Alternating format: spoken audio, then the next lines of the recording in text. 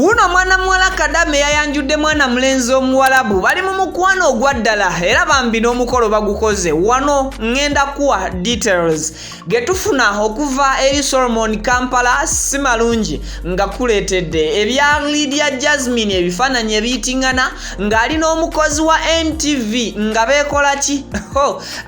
Mbikuleetedde nkale bampita Vicky era nga nsinzira ku Vicky exclusive wamu ne Wonderboy Yugi. Thank you so much abamikwano for subscribing. Video nkusabye jimpeleka like bwoba tannaba kubeera ng'ogindayikingira nawe atannaba kutweyungako nkusabye subscribing ku channel eno ojja kubeera nga ofuna updates buli budde. Tubeera proudly sponsored by Hajat Kalodo anono nga musomi wa dduwa ajja kukulombera edduwa ey'ensonga singa onaaba olina ebizibu eby'enjawulo amukubire ku namba y'essimu eyo gyolaba mu kitabo ekiri mu Qur'ani essembyayo 067 akola ku bizibu bingi nnyo gwe mukubireko ensonga zitambulire ddala bulungi. Munange kantandike n'aga mwana muwala Kadama amanyiddwa nga Binti with BYNT abwatyo bw'alitera okulikozesa era ng'ono yayanjudde wane Uganda mwana mulenzi omuwalabu amanyiddwa nga ani maama erinnya linvudde mu mutwe nga njagala bawa details. So mwana muwala ono abadde nga akola okumala akabanga kawanvu e Saudi Arabia era bwatyo andooza yagwa mu mukwano n'omulenzi ono kye tutategeera bulungi oba kye tutafunyeeko information emala nti oba omuvubuka ono oba omusajja ono omuwalabu abadde mu fumbo side zeeyo wabula bakoze enteekateeka era bwe batyo ne bajja banjule omukyalo ono wano mu Buganda wane Uganda era bwe batyo omukolo ne baguweeseza ddala ekitiibwa ekyenjawulo.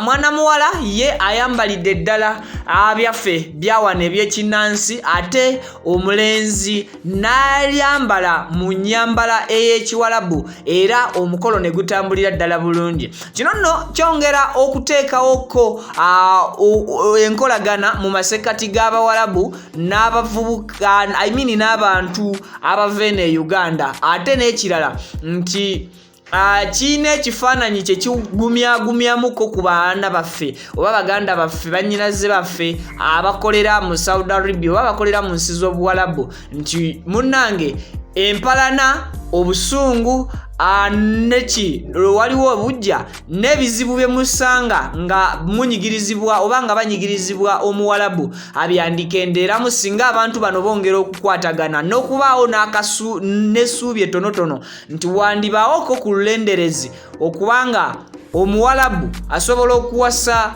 omwana omunnauganda ne bakola n'omukolo officially era bwatyo n'amutwala mu buwalabu n'atandika okubeera naye. Eryo nno liba ssuubi ddene ate era guba mulimo gw'amaanyi nnyo masekkati g'omuwalabu okuteekawo enkolagana ennungi n'eggwanga lino nga Uganda. Omukolo gwabadde gwa ssanyu nnyo. Mwana muwala Binti yasanyukidde ddala era ne famire ye nebeera nsanyufu.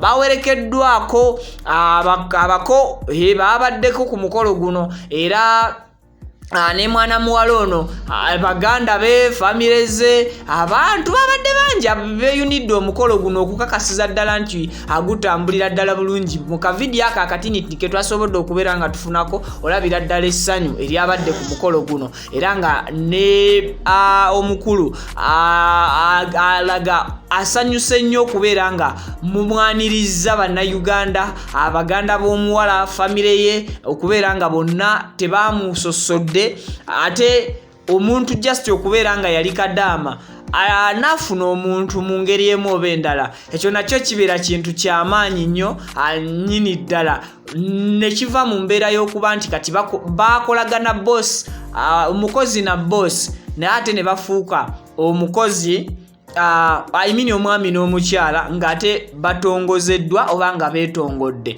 Omuwalabu teyazze yekkera yazze n'emikwano gye. Mwabadde beebuuza nti omuwalabu yazze bwannamunigina nedda yazze n'emikwano gye era bwe batyo ne batuukira ddala mu maka agaba mwana muwala Binti. Omukolo ne baguweesa ekitiibwa era ne bagoberera ennono ya wano so se ennono zaabwe ezeeri bakoze omukolo guno nga bagoberera ennono eyaffe eya wano e Uganda. Agonga nga tadde ku bbali Lydia Jasmine kyekyo ekifaananyi kyolabako ng'alina omukozi wa Ntv amanyiddwa nga Linda dane ono ng'akola program The Beat kigambibwa oba okusinziira ku kifaananyi ekyabakubiddwa nga beekiisinga abantu tebatandika okukitambuza nga bagereesa nti oba ababiri bano kuliko abamu abakozesa ebikolwa ebiri ku kifaananyi ekyo bye baayise ebyokwesiyaga ate tutayinaako obukakafu nti oba ddala kyekituufu oba ddala yabadde excitement masekati gaabwe. Omuntu eyabakubye ekifaananyi kino bw'okyetegereza tekyabadde kyetegekere nnyo naye nga mu kifaananyi ye Lydia Jasmine naye nga abantu bagezaako okubeera nga beebuuza nti ddala kituufu Lydia Jasmine kyekikolwa oba yabadde just excited